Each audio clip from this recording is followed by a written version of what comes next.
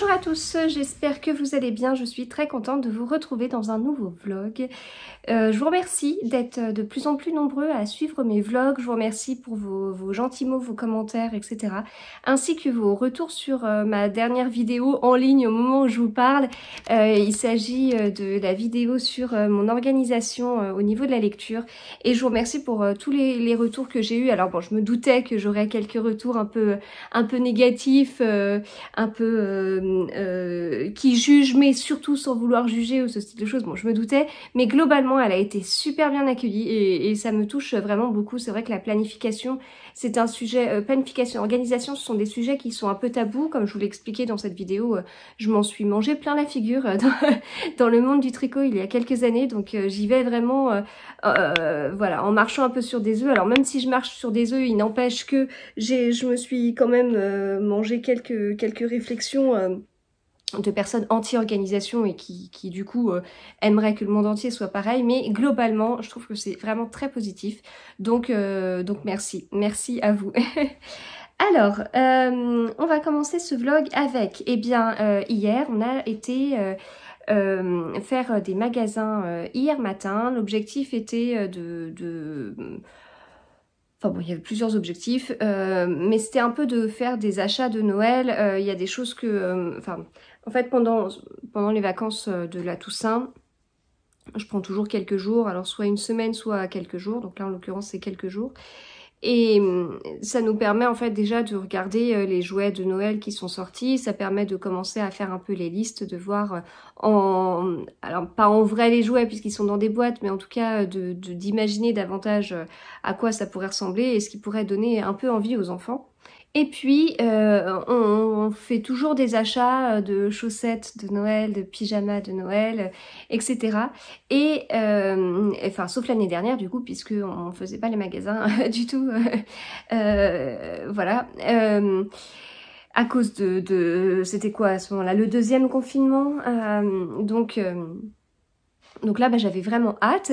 Et alors, les jouets de Noël sont sortis, bien évidemment. On a été chez Action, tout est sorti pour Noël, mais depuis plusieurs mois, depuis presque 2 mois chez Action. Et j'étais hyper surprise parce qu'il n'y avait pas justement de chaussettes de Noël, il n'y avait pas de pulls de Noël, que ce soit chez Primark, chez Auchan et tout. Bon, voilà. J'avais très envie d'aller à Cultura pour m'acheter entre autres des comédies romantiques de Noël. J'avais aussi envie d'aller à Cultura pour préparer un sacré projet que je suis en train de mettre en place. Et donc voilà, donc j'avais des choses aussi par rapport à ça. Alors j'étais très déçue parce qu'il n'y avait rien du tout pour mon fameux projet. Et les comédies romantiques, en fait il y avait de Noël, il y avait un tout petit stand, mais vraiment pas grand chose, il était pas du tout mis en avant et tout. Alors que pour le coup à Auchan, il y avait quand même des livres de Noël, alors sur la partie enfant, hein, mais tout ce qui était, et d'ailleurs à Cultura aussi en fait, pour tout ce qui est enfant, ils avaient vraiment des grands stands avec des calendriers de l'Avent, des livres, des coloriages, des autocollants, des activités créatives comme ça. Il y avait même le début des stands de cadeaux de Noël avec les coffrets et tout quoi. Voilà, donc bon, je sais pas, c'est bizarre, tout n'est pas encore sorti, voilà. Alors il y a, du coup j'ai quelques auteurs en tête quelques autrices en l'occurrence, qui font des comédies romantiques de Noël, donc j'ai essayé d'aller voir ce que les personnes proposaient et qui n'était pas mis en avant en fait, mais il y en avait pas beaucoup dans les rayons, donc je me demande si ils gardent pas quand même en stock des livres de Noël qui mettent pas forcément justement en rayon, mais pas tout de suite, alors quand voilà. Donc voilà, donc globalement, eh bien, pour moi personnellement, égoïstement, j'étais assez déçue. Pour les enfants, il n'y a pas de souci, ils ont eu tout ce qu'ils voulaient. Pour ma part, j'étais assez déçue. Vraiment, mes objectifs de la journée, ça n'a pas bien fonctionné. Alors, je vais vous parler de ce que j'ai reçu et de mes lectures et tout, parce que ça a un peu tourné. Enfin, alors déjà, je viens de recevoir le colis Albin Michel avec les sorties du mois de novembre et je suis très contente parce que j'ai reçu le 2e tome de La Traversée des Temps qui s'appelle La Porte du Ciel d'Éric Emmanuel Schmitt. On est toujours sur un sacré beau pavé. de presque 600 pages. Bon, voilà, je suis très contente. Je suis très contente. J'avais beaucoup aimé le premier. On est sur une saga de folie, sur un boulot monstre. Le premier était très introductif, mais en même temps assez prenant. C'était très, très original de se retrouver dans le néolithique. C'est pas du tout quelque chose d'habituel, je trouve, comme période pour un livre historique. Là, ici, alors je sais pas s'il est indiqué quelque part là, comment ça va se passer. Alors, il y a note de l'éditeur. La traversée des temps lance un défi prodigieux, raconter l'histoire de l'humanité sous une forme purement romanesque, entrer dans l'histoire par des histoires, comme si Yuval Noah Harari croisait Alexandre Dumas.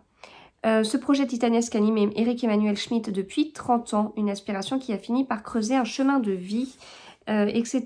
Et je sais pas si... Oui, voilà. Donc le premier, c'était Paradis perdu, donc ça se passait sur la fin du néolithique et lors du déluge. Ça, ce deuxième tome, ce sera Babel et la civilisation mésopotamienne.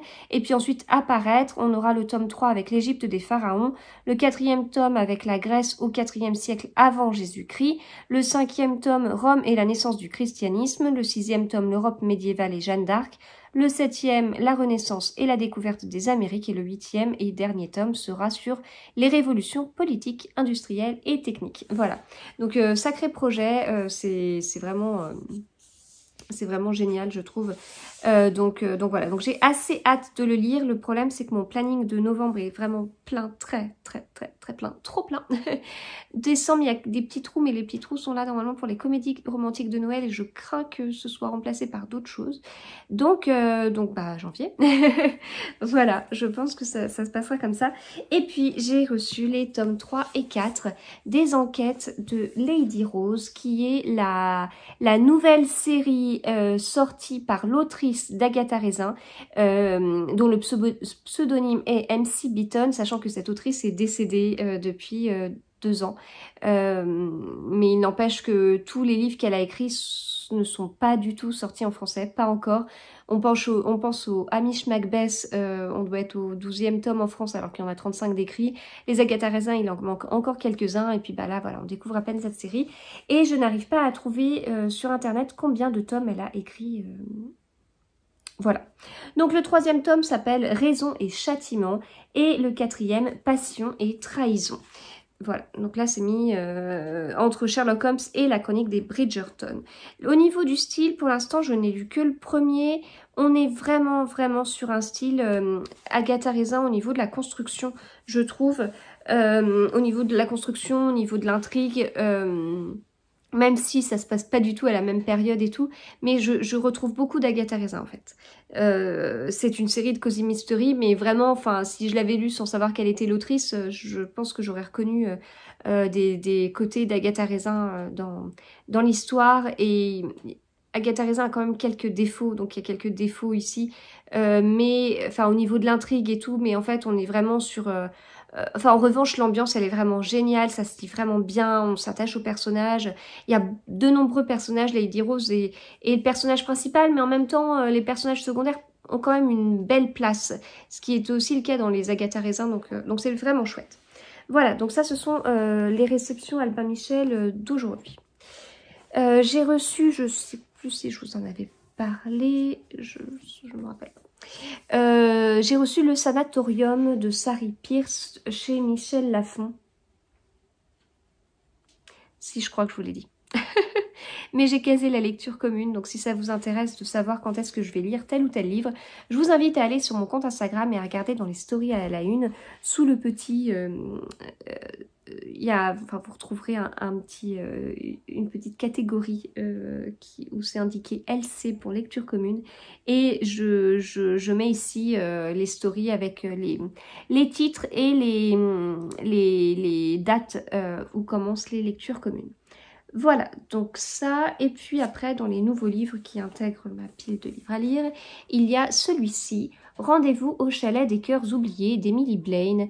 La couverture est super belle, donc chez Harlequin. collection H&A, Harlequin ou HarperCollins. J'ai l'impression que tout ça, c'est un peu la même chose. Ce sera mon premier livre d'Emily Blaine et donc c'est celui que j'ai trouvé qui me disait le plus sur le stand des livres de Noël. Alors bon, ce qui m'embête, c'est que c'était un livre en grand format, enfin il est à 16,90 €, on n'était pas sur un livre de poche, mais il n'y avait pas beaucoup de choix. Donc j'ai plutôt été vers celui-ci. Voilà pour les livres qui donc sont arrivés à la maison. Il y en a un autre de l'Archipel, mais qui va sortir au mois de janvier. Donc je vous en parlerai vraiment plus tard. Et il ne faut surtout pas que j'oublie de les noter dans mon cahier de lecture. Ensuite, au niveau de mes lectures, alors il y en a plusieurs. Il y a déjà Les cicatrices de la nuit d'Alexandre Gallienne chez Fayard. Voilà. Je crois que la couverture poche a changé. Quand je vous ai laissé dans le précédent vlog, je le commençais, je l'ai terminé hier. C'est un livre qui se lit vraiment très vite. Il a quasiment 360 pages, mais vraiment, faut pas se dire, mince, presque 400 pages, ça fait beaucoup. Non, non, non, il est écrit très gros. Les chapitres commencent toujours sur la page de droite, ce qui fait que si selon où finit le chapitre précédent, soit il finit sur la page de gauche, soit il finit sur la page précédente de droite. Des fois, il n'y a que 3 lignes sur la page précédente de droite, donc ça fait des pages vraiment en moins. Le rythme est rapide. J'ai beaucoup aimé. On est sur un polar français. Je répète ce que je vous ai dit dans le précédent vlog. L'auteur a fait des études de droit et de sciences criminelles. Il a intégré la direction générale de la police judiciaire en 2015. Il sait de quoi il parle. Vraiment, au niveau des termes utilisés, on est vraiment dans les termes... Enfin, j'en sais rien, mais je suppose il y a beaucoup de termes, notamment de l'argot policier, etc. Et quand il y a des termes comme ça qu'on comprend pas, il y a une petite astérisque avec la signification en bas. Donc on est sur un vocabulaire vraiment... Enfin, du coup, c'est assez immersif quelque part. Ça m'a fait penser un peu à Olivier Norek sur cette partie-là, même si je n'ai lu que 2 livres d'Olivier Norek, mais... En tout cas, voilà, les termes utilisés et tout, on est dedans. On a l'impression vraiment d'accompagner notamment le commandant Philippe Valmy et puis son équipe dans différentes enquêtes. J'ai bien aimé le livre, j'ai bien aimé le dénouement, c'est un rythme rapide, c'est prenant, on n'est pas sur un thriller psychologique, hein, c'est pas du tout le cas, mais franchement c'est une belle découverte, je suis vraiment contente de ce livre, de cette lecture.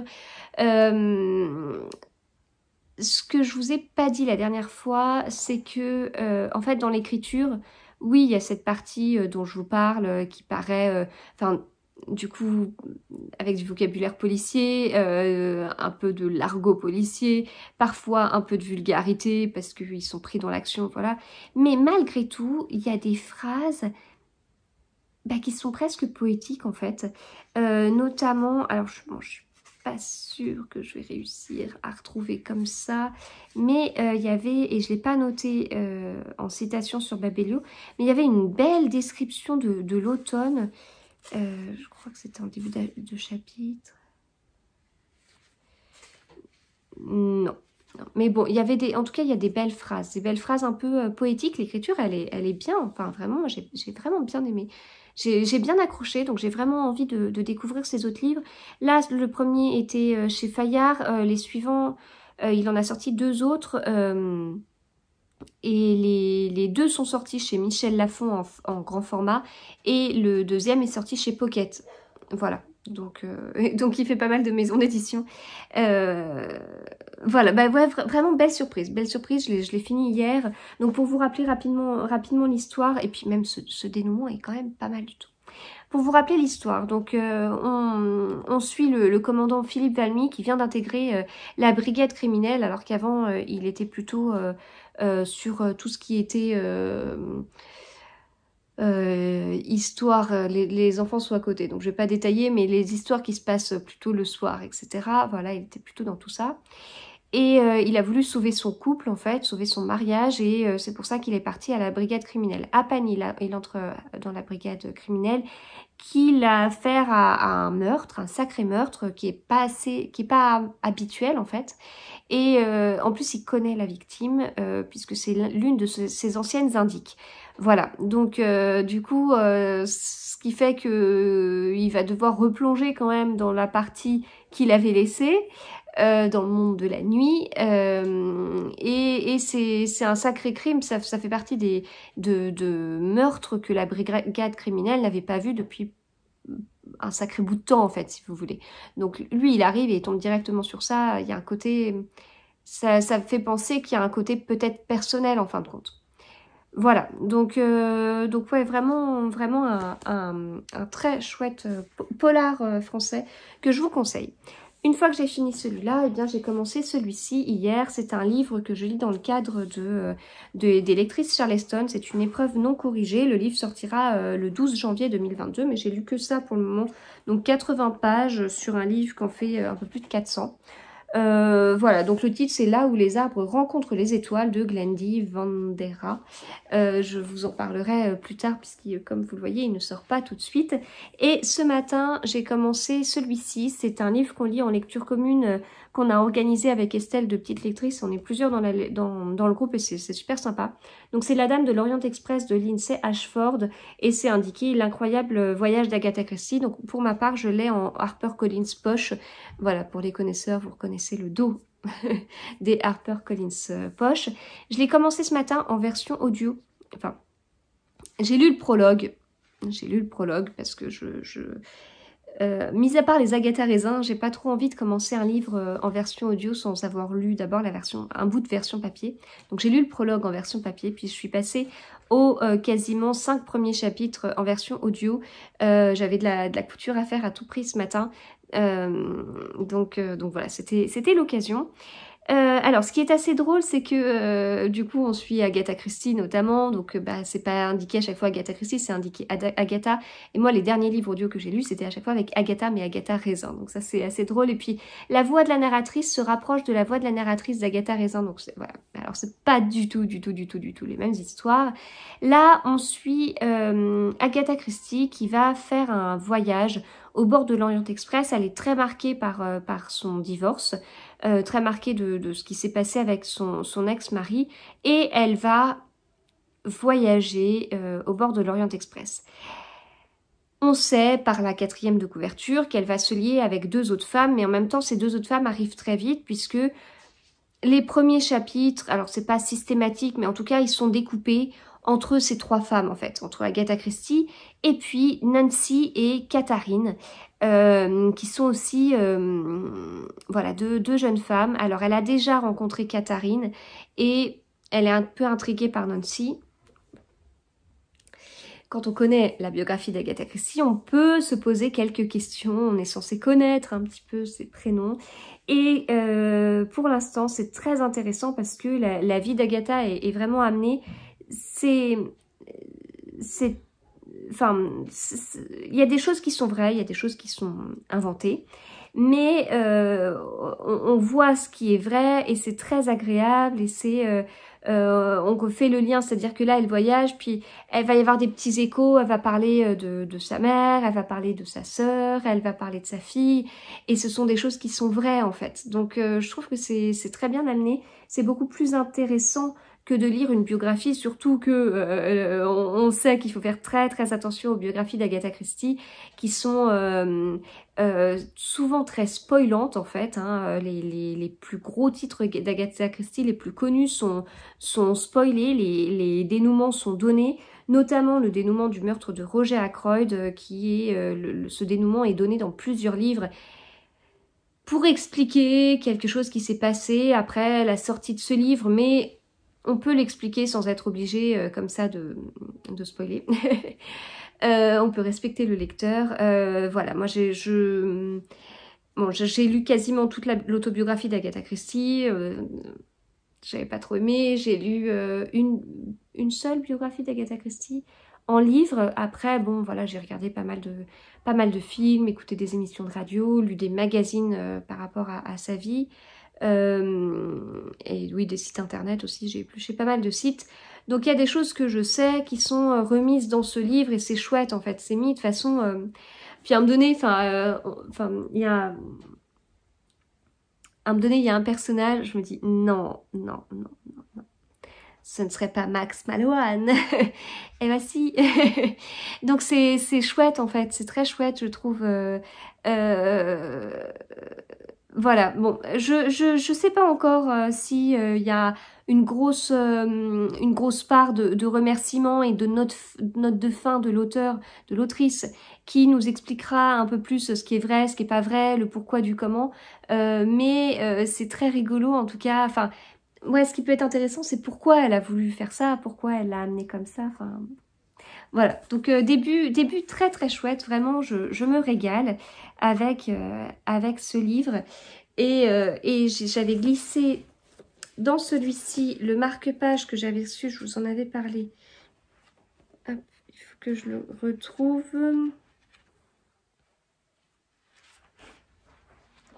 Voilà. Ce marque-page là de TB Illustration dont je vous avais parlé, qui est trop trop beau, et bien voilà, je vais le glisser dans ce livre parce qu'il a beaucoup plus de sens dans ce livre que dans mon épreuve non corrigée Charleston. Comme ça, je verrai Agatha Christie pendant que je lirai sa fausse histoire lorsqu'elle fait son incroyable voyage comme c'est indiqué, comme je vous le disais sur la couverture d'HarperCollins. Voilà, et bien écoutez, je vais m'arrêter là pour le moment, il va être temps de manger. Et puis après j'ai plein de choses prévues et tout. Voilà, et bien écoutez, je vous retrouve du coup plus tard. Hello, je vous retrouve, on est lundi 1er novembre, je vous reprends super tard. Donc j'ai eu quelques jours de vacances et j'en ai profité pour préparer l'ouverture d'une boutique Etsy dans laquelle je mets en vente des mugs que je fais grâce à la Cricut Mug Press et la Cricut Maker 3. Et ça m'a pris mes quelques jours de vacances, j'étais à fond et voilà, la boutique ouvre dans un peu plus d'1 heure, donc tout est prêt depuis hier. Donc je peux passer à autre chose, mais je vous prends pas face caméra, comme on peut dire, parce que je suis en pyjama, j'ai pas encore pris ma douche et tout. En revanche, je suis en train de préparer la photo sur les livres que j'ai lus au mois d'octobre. Donc c'est juste la folie, vous voyez, si je me recule un petit peu. Tac, voilà, c'est la folie parce que j'ai énormément lu. C'est génial, c'est surtout grâce au livre audio, hein, clairement. Donc j'ai lu plus de 1000 pages en plus que ce que j'avais prévu. Par rapport à la façon dont je prévois mes livres, vous pouvez retrouver ça dans la vidéo sur la planification, enfin sur mon organisation dans la lecture que j'ai mise en ligne il y a quelques jours, qui marche vachement, je vous en remercie, enfin ça me touche beaucoup, elle a été très partagée. Mes vlogs sont pas beaucoup partagés sur Instagram en story, mais alors cette vidéo, ça a été le cas, ça m'a beaucoup touchée, je vous en remercie, enfin je suis très contente, j'avais passé un peu de temps à la préparer, donc je suis contente si derrière, voilà, ça vous plaît, ça peut vous être utile et tout, donc c'est trop bien. Donc voilà, ça a été la folie, donc c'est vraiment grâce au livre audio, j'ai eu pas mal de trajets au mois d'octobre, et puis quand je préparais mes mugs, j'écoutais un livre audio, mais je vais vous dire lequel, j'ai lu. Alors si je me trompe pas, il y en a 17, 5, 10, 17, c'est ça. Donc c'est le mois où j'ai le plus lu. Et c'est le mois où j'avais la plus grosse réunion de l'année au travail. Alors, pas mal de Charleston, Alors, c'est vraiment lié au fait que je sois lectrice Charleston 2022. Je m'en lasse pas, hein, je me lasse pas de le dire. Dans ces 5 livres Charleston, il y a 2 épreuves non corrigées. C'est Les Exilés de Troie et Là où les arbres rencontrent les étoiles. Les Exilés de Troie, c'est la suite du Silence des vaincus. On retrouve Briséis. Là où les arbres rencontrent les étoiles, je l'ai lu là. J'ai beaucoup aimé, mais je vous en parlerai quand il sortira début janvier. J'ai également lu 3 autres livres qui ne sont pas des épreuves non corrigées, puisque j'ai lu Le silence des vaincus, mais je voulais vraiment le lire avant de lire Les exilés de Troie. Et j'ai lu le premier tome de La Villa aux étoffes et le premier tome des 7 sœurs. Je trouve que c'est super sympa de commencer ces sagas qui cartonnent et qui viennent à la base de Charleston. Et je trouve ça chouette de pouvoir les découvrir en étant lectrice Charleston. Enfin, disons que le fait d'être... ces livres m'intéressaient, le fait d'être lectrice Charleston, c'est l'occasion de découvrir ces sagas en parallèle des autres lectures que j'ai. Donc sur 17 livres, il y en a quand même 5 que j'ai lus et qui sont des livres de chez Charleston. Donc là, comme je vous dis, épreuve non corrigée, donc il y a pas, c'est pas la couverture finale. J'ai d'autres épreuves non corrigées à lire, mais en format numérique. Donc je vais d'ailleurs commencer aujourd'hui à en lire une en format numérique. Ensuite, j'ai lu Happy Fucking Christmas Dear Janet de Lucy Bridge chez Le Cherche Midi. Qui était bien, c'est pas un coup de cœur, mais c'était assez original et beaucoup d'humour, beaucoup d'humour. Archie d'Alia Cardin, que j'ai beaucoup aimé. Alors j'avais préféré Mademoiselle Papillon, mais j'avais beaucoup aimé Archie et je suis très contente parce que je vais rencontrer Alia Cardin mercredi soir et je la reverrai à la foire aux livres de Brive. J'y vais vendredi après-midi, samedi et dimanche. Et ça va être trop bien, surtout que je vais être super bien accompagnée, mais tout ça, ce sera dans le vlog suivant. J'ai lu Je connais ton secret de S.K. Tremaine. Je l'ai lu dans le cadre des top lecteurs France Loisirs. J'ai adoré, j'ai vraiment adoré. Ça m'a fait énormément de bien de lire un thriller à ce moment-là, ça me manquait beaucoup. Et vraiment, c'était un sacré bon livre. De tous les livres que j'ai lus, j'allais dire c'est mon coup de cœur, mais La Villa aux étoffes, c'était génial. Les 7 sœurs aussi, Le silence des vaincus. C'est difficile. Coup de cœur, ouais, il y en a beaucoup que j'ai beaucoup aimé, mais celui-ci, ça a été une sorte de révélation parce que quand je l'ai lu, je me suis dit... Je sais pourquoi j'aime les thrillers et par contre je sais pas pourquoi je n'en ai vu pas plus. Après le petit livre Est-elle Alice qui est ici, je vous en avais parlé, j'avais pas particulièrement accroché. Voilà, donc il y avait eu pas mal d'échanges avec vous en commentaire sur ce livre parce que voilà, je vous avais parlé de mon côté non littéraire et là c'était pas pour moi. Voilà, on va pas aller plus loin. J'allais dire utiliser un mot qui était assez négatif, mais non, c'était pas pour moi. Voilà, on va s'arrêter là. Meurtre et Muffin aux myrtilles, c'est le 3e tome des enquêtes d'Anna Svensson. Trop bien. Je devais lire le 4 à la fin de ce mois-là, mais j'arrivais pas à le caser. Et j'ai remplacé le 4 par Les cicatrices de la nuit. En revanche, j'avais le temps de lire un petit policier. C'est vraiment ce dont j'avais envie. C'est quand même... Enfin... Il y a quand même une différence, je lis beaucoup de cosy mystery, il y a quand même une différence entre un cosy mystery, un bon policier et un thriller. Et je peux pas dire que j'aime les romans policiers et les thrillers et lire à côté de ça que du cosy mystery. Disons que si je fais ça, et c'est ce qui s'est passé ces derniers temps, il me manque au bout d'un moment quelque chose. Et donc là, avoir remplacé... les enquêtes d'Anna Svensson, le 4, par un petit polar français. Bon, déjà, ça passait dans mon planning de lecture davantage. Et puis, ça m'a fait du bien. Et je sais que du coup, je retrouverai avec plaisir les enquêtes d'Anna Svensson quand j'aurai plus de temps à consacrer à ce 4e tome.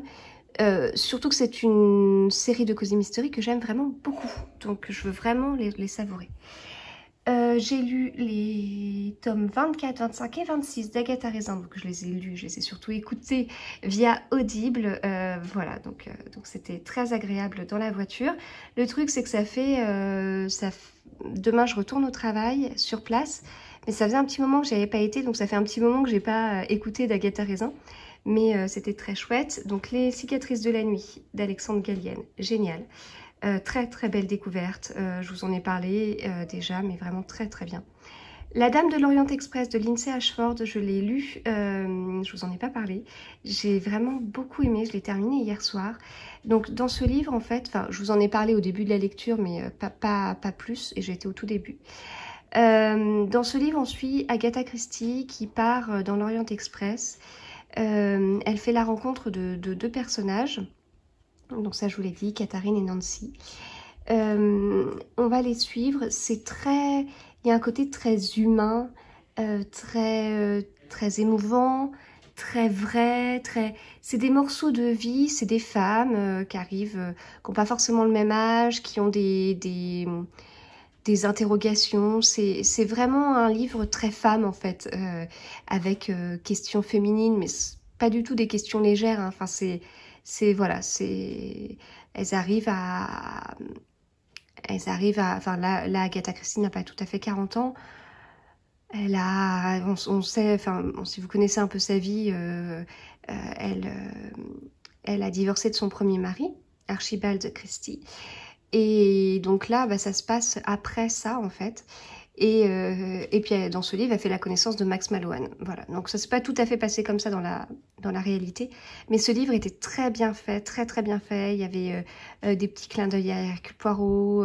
Et puis, le fait qu'elle rencontre Katharine, et j'avais vraiment en tête la vraie personne.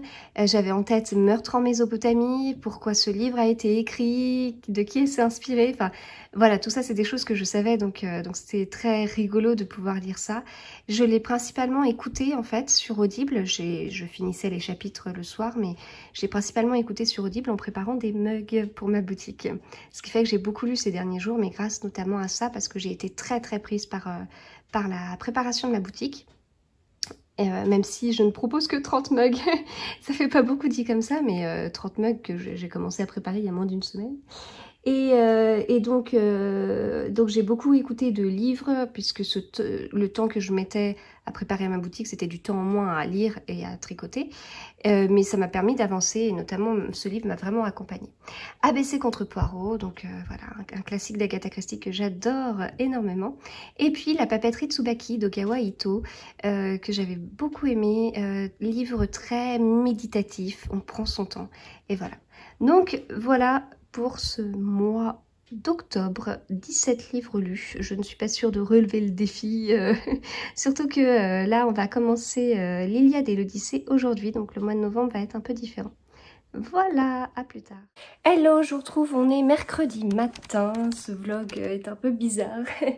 Donc je vous retrouve à ce moment-là, comme vous le savez, comme je vous l'ai un petit peu dit, ça a été un peu la folie, j'avais posé quelques jours, j'ai préparé plein de mugs parce que j'avais très envie de faire des mugs. J'avais tellement envie que j'en ai ouvert une boutique sur Etsy, j'ai fait 30 mugs que vous avez adopté en 2 heures, donc je vous remercie énormément, ça a été la folie. Donc voilà, merci de votre soutien, de votre enthousiasme, vraiment ça me touche énormément. J'en referai, j'ai passé commande, notamment je dois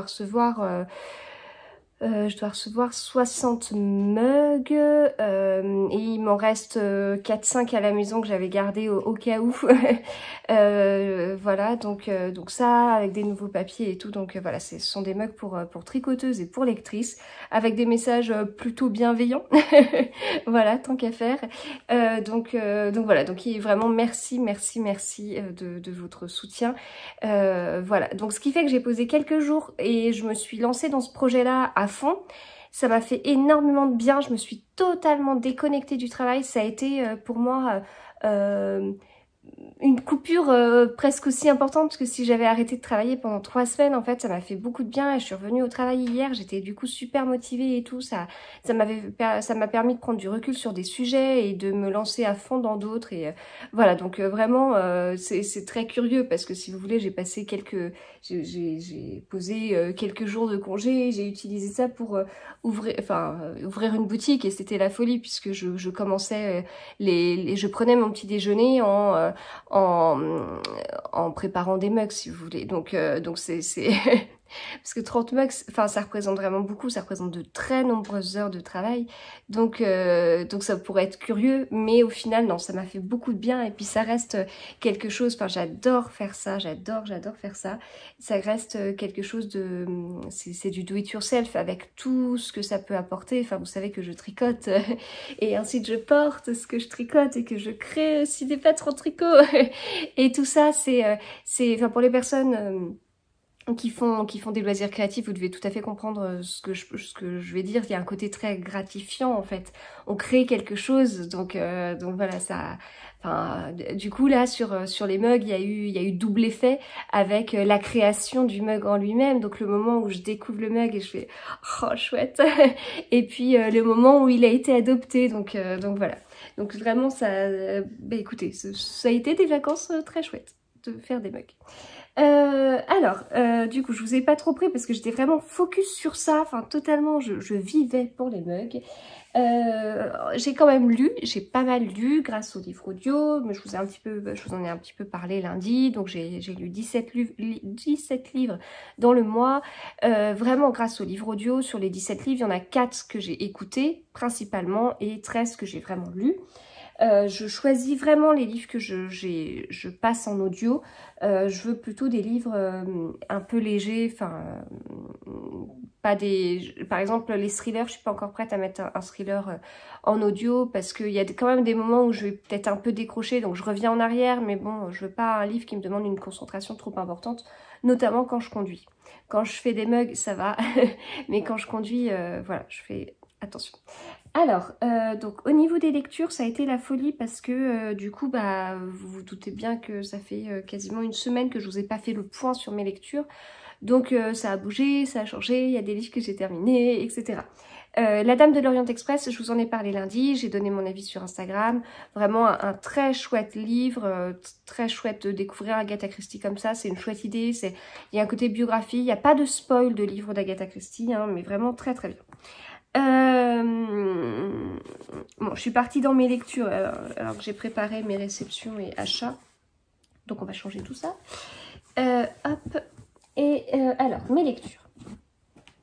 Mes lectures et j'ai... Ouais, voilà. J'ai terminé ce livre. Vous saviez pas que je l'avais lu. Donc les gens heureux lisent et boivent du café d'Agnès Martin-Lugan. Je l'ai écouté en audio. Dès que j'ai terminé en fait La Dame de l'Orient Express, il y a des moments où je me suis dit non mais là il me faut un livre audio. Donc j'ai pris celui-ci. Il faut savoir que c'est un petit livre à la base puisqu'il fait 187 pages sans les remerciements. Donc vraiment c'est un petit livre.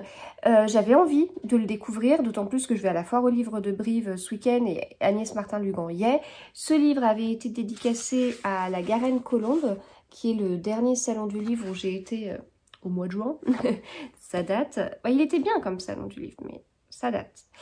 Donc voilà, donc j'ai découvert. J'en avais énormément entendu parler, j'avais énormément d'attentes sur ce livre. Alors, en résumé, on suit Diane qui a perdu son mari et sa fille dans un accident de voiture. On commence comme ça. De dire que ça commence comme ça, ça vous permet de comprendre de quoi l'histoire va parler. Parce que forcément, Diane vit ce drame et donc bah, derrière, il faut qu'elle se relève en fait. Et donc, on va voir le chemin qu'elle va parcourir, qu'elle va suivre et comment elle va réussir petit à petit à vivre avec ça. Ça nous amène en Irlande. Je m'y attendais pas parce que je ne lis jamais la 4e de couverture, mais c'est écrit là, hein. C'est écrit Irlande.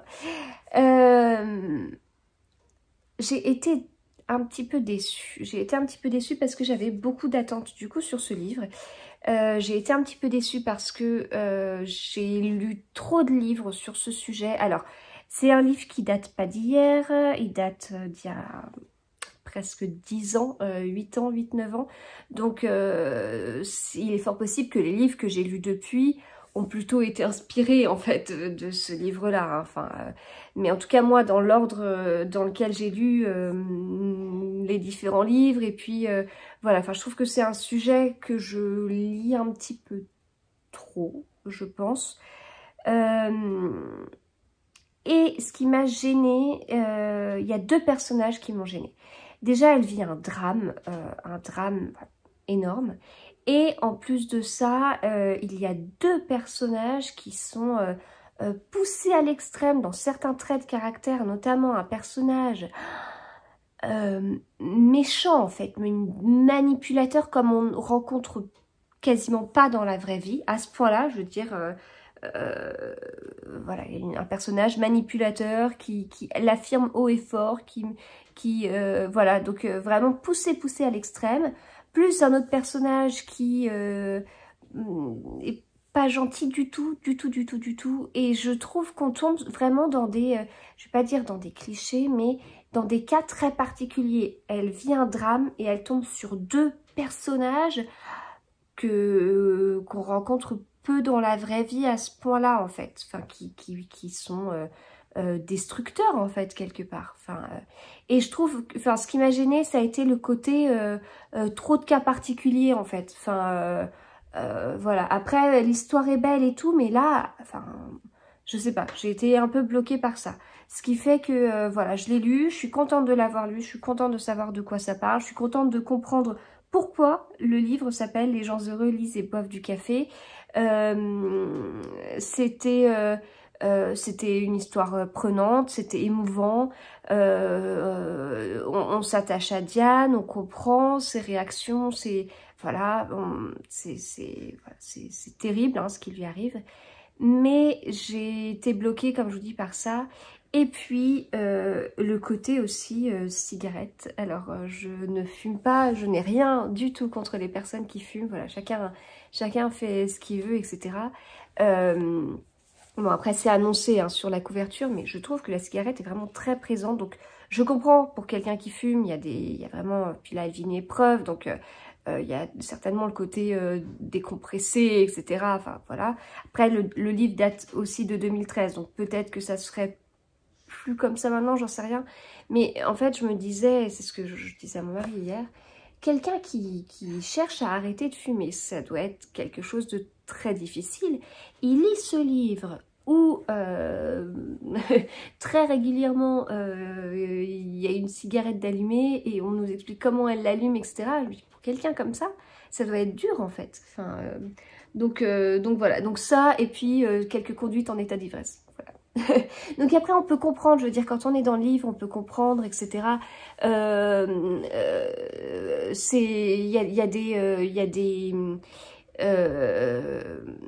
Enfin, il y a des circonstances, il y a tout ce qu'on veut, etc. Voilà. Bon, après, il faut se demander... Enfin bon, bref, c'est pas un débat que je souhaite ouvrir, en fait. Voilà. Mais bon, moi, j'ai été un petit peu gênée par ça. Après, à chacun de faire la part des choses. Et puis, c'est le parti pris de l'auteur, enfin de l'autrice. Elle a fait ce qu'elle souhaitait, etc. Je ne juge pas. Et d'autant plus que je suis pas dans ce cas-là. Mais bon, j'étais un peu surprise. Voilà. On va le tourner plutôt comme ça. Et surtout, enfin, on va le tourner comme ça, mais c'est surtout que je ne juge pas, mais c'est que ça m'a surprise en fait. Ce qui, voilà. Bon.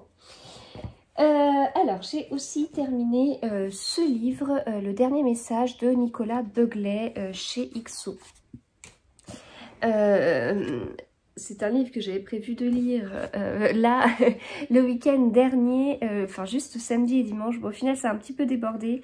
Alors, Nicolas Beuglet.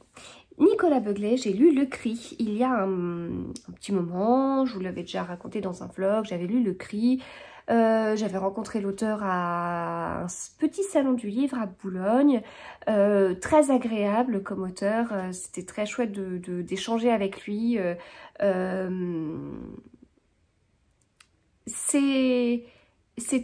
Si vous l'avez rencontré, vous allez comprendre ce que je veux dire. C'est très rigolo la façon dont il discute avec ses lecteurs en fait. Et alors en l'occurrence, moi je n'étais pas tout à fait une lectrice puisque je ne le connaissais pas.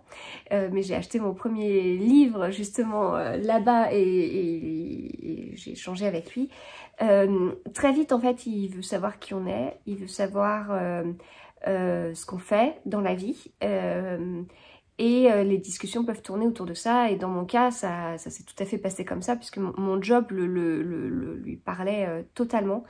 Donc voilà, ça faisait écho en lui par rapport à certaines choses, son ancienne vie, ce qu'il faisait avant, en fait, d'être auteur. Qui n'est pas caché, hein, vous pouvez retrouver sa biographie, je pense, un peu partout. Mais justement, en fait, le côté journaliste se sent énormément dans ses livres. Et voilà. Bon. Alors j'avais lu Le Cri, j'avais pas trop accroché. Ça l'a pas fait avec moi. Je vous l'avais expliqué, je pense que c'est parce que je l'ai pas lu quand il fallait. J'en ai entendu depuis énormément de bien, notamment par Estelle de Petite Lectrice, par Sophie du Café et des Livres. Donc j'avais une sorte de petite pointe de regret que ça l'ait pas fait en fait. Et voilà, en me disant, bah ça vient totalement de moi, puisque je l'ai pas positionné comme il fallait. Et puis si je suis la seule, en général, j'ai pas... Enfin, je suis pas du style à détester les livres que tout le monde aime et inversement, quoique... Enfin, je l'ai pas détesté, mais j'ai été un peu déçue. Ce qui est rare hein, sur ce livre. Je suis pas de ce style-là. Alors j'en connais, hein, j'ai des personnes qui participent souvent à certaines de mes lectures communes et systématiquement en fait n'aiment pas le livre. Voilà. Des gens, c'est comme ça se passe comme ça, c'est pas de chance. J'en ai, enfin des gens qui viennent me titiller parce que voilà sur des livres que j'ai aimés et que tout le monde aime et viennent me titiller comme quoi justement vous savez le débat littéraire pas littéraire. Bah, des fois on vient me titiller parce que les livres que j'aime sont pas très littéraires, enfin voilà, tous ces trucs là, ok, mais je suis pas comme ça habituellement en fait, donc c'est vrai que si tout le monde accroche sur un livre, j'ai tendance moi aussi à accrocher, je suis bon public, donc bon, donc là j'étais un peu déçue, donc je m'étais dit vraiment je suis passée à côté de quelque chose. Donc j'ai lu ce livre, mais en fait j'y suis pas allée gaiement, j'y suis pas allée en me disant ouais je vais l'aimer, j'y suis allée en me disant la dernière fois j'ai pas accroché tant que ça. J'ai peur que ça le fasse pas. Voilà. Donc je ne suis pas entrée tout de suite dans l'histoire. Et donc les premiers chapitres, ça s'est passé un peu comme ça. Puis petit à petit, la magie a opéré. Mais en fait, j'ai compris ce qui pouvait me gêner un petit peu. Il y a le côté... En fait, soit on est totalement pris dans l'histoire et dans ces cas-là, on le lit d'un coup. Soit c'est pas tout à fait le cas et on voit un peu je sais pas comment expliquer, le squelette du livre et les choses, les trucs un peu grossiers. Enfin, ça me fait penser, si vous voulez, au livre de Guillaume Musso que j'aimais beaucoup au début. Et puis après, j'ai l'impression qu'il y avait toujours le même mécanisme, toujours le même schéma, etc. Un schéma un peu...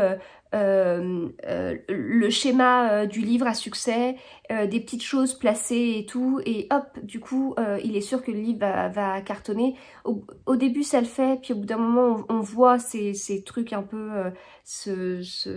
enfin, un peu le squelette du livre, enfin, je sais pas comment expliquer, la maquette en fait, et ça gêne un peu, enfin, le mécanisme en fait. Et donc moi, ça s'est passé comme ça avec Guillaume Musso. Après, il y a d'autres auteurs comme Joël Dicker qui utilisent toujours un peu le même schéma, mais là, je fonce dedans et je me mets des œillères, je veux pas avoir ce schéma parce que je veux pas que ça me détruise mes lectures. J'aime trop Joël Dicker, en plus il en fait pas 50 000 des livres, hein. Donc voilà, clairement ouais, il utilise un schéma, mais j'ai pas envie de le voir. Donc voilà, là, comme je suis pas entrée dans le livre hyper enthousiaste, entre guillemets, enfin c'est pas enthousiaste, mais j'y allais, je savais pas trop. J'ai vu des trucs et du coup au début ça m'a... Bon, et les chapitres sont courts et il a ce truc, donc c'est un page-turner, ok, c'est vrai, mais on voit pourquoi c'est un page-turner, c'est-à-dire que chaque fin de chapitre s'arrête du style... il reçoit une enveloppe et il l'ouvre, point. Et voilà, ça. Alors c'est pas du tout dans l'histoire, mais bon, voilà. Le chapitre se termine là. Et alors ça peut arriver dans un livre, on l'a 1, 2, 3 fois. Là, écoutez, on a, je sais plus combien, 50 chapitres, 40, 50 57 chapitres. Bon, sur les 57 chapitres, il y a peut-être 42, 43 chapitres où ça se termine comme ça. Donc à la fin, bon, ça fait, si on n'est pas dedans, on voit ce truc un peu. Voilà. Donc, voilà, donc ça c'est moi, j'arrivais, j'y allais pas gagnante si vous voulez entre guillemets, donc voilà j'ai vu ça. Et puis à un moment donné le livre, l'histoire a pris et j'ai été totalement dedans et le livre, enfin le sujet m'a scotché, le final m'a scotché et voilà. Donc ça l'a fait, ça l'a totalement fait, c'était bluffant, c'est un livre qu'il faut lire d'une traite, ce que j'ai malheureusement pas pu faire, mais ce qui m'a un peu coupé à des moments, mais vraiment, non, c'est un sacré livre, voilà. Du coup, on n'est pas... on est sur une catégorie de policiers thriller très particulière, avec vraiment une démarche journalistique, un côté très scientifique, et donc c'est très intéressant. L'histoire va très vite, donc on commence à peine, on est en Écosse en fait, on commence à peine l'histoire que ça y est, le personnage principal va voyager de partout. Voilà, donc on suit Grace Campbell, qui est une inspectrice écossaise et qui a été mise de côté en fait, qui a été totalement mise de côté. Mais un jour elle est rappelée, parce qu'il n'y a pas le choix en fait. Il n'y a personne pour pouvoir s'occuper d'une affaire particulière qui se passe dans un monastère avec un meurtre et très peu de personnes du coup qui pourraient avoir commis ce meurtre en fait, voilà. Au début, donc je l'ai lu ce week-end, le week-end d'Halloween, l'ambiance était là, voilà. Et puis voilà, après on est pris dans un truc, on est pris dans une histoire peut-être un petit peu complexe, mais enfin compréhensible et tout ça, mais peut-être un petit peu complexe avec des enjeux, ça devient un peu international, enfin voilà. Mais prenons, enfin voilà. Non, vraiment, il était très bien. Et puis, ce que je vous ai dit au début, je voulais vous expliquer comment j'ai abordé le livre, mais vraiment, si vous adorez Nicolas Beuglet, vous allez être conquis par ce livre, forcément. Enfin, j'imagine, même si j'ai pas lu tous ces livres, mais je pense, en tout cas, je pense qu'il est dans... Enfin, bon, bref. Je pense que vous l'aimerez. J'ai coché une page dans le livre, voilà. Ce que je ne fais jamais, mais parce que la page, j'aimerais y revenir régulièrement. Je ne veux pas vous spoiler, je ne veux pas vous dire de quoi ça parle, mais ça remue, ça interpelle. De mon côté, ça m'a un peu secouée pour plusieurs raisons, et pour des raisons assez personnelles en fait. Ça a fait...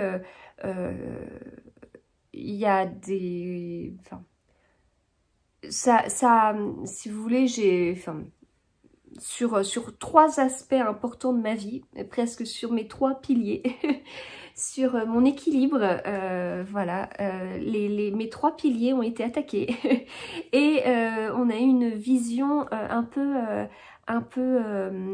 différente de celle que je peux voir et notamment, notamment ce que je fais, mon travail en fait, hein, voilà. Donc bon, très intéressant, un point de vue très intéressant, ça fait froid dans le dos, mais ça permet de prendre conscience de certaines choses, de se remettre un peu en question aussi, voilà. Donc je vous le conseille, vraiment très bien. Alors j'ai plus le petit bandeau, mais par contre le petit bandeau était, il y avait indiqué des choses comme, ça ressemblait à Agatha Christie, j'ai pas, peut-être au début dans les premières pages, mais j'ai pas trouvé tant que ça.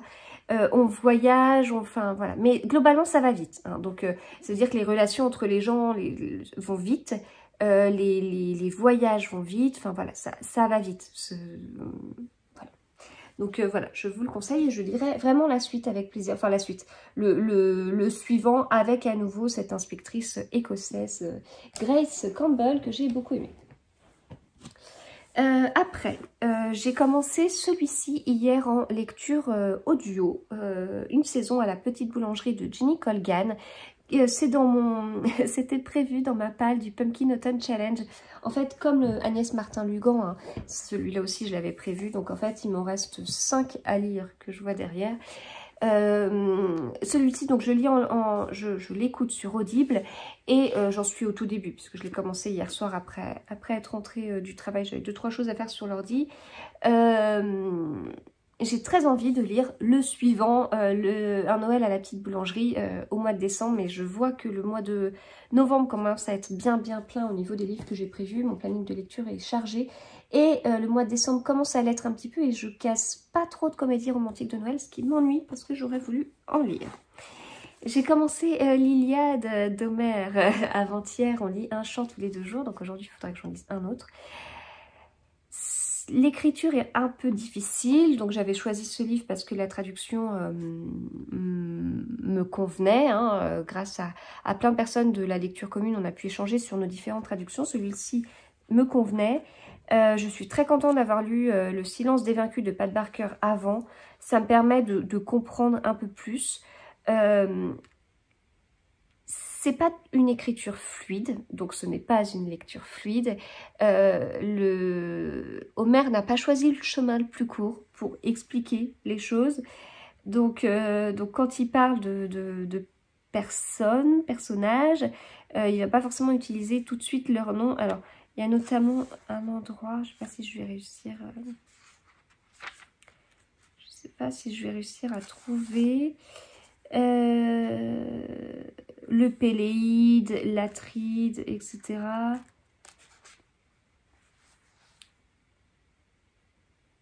Ouais, je sais plus.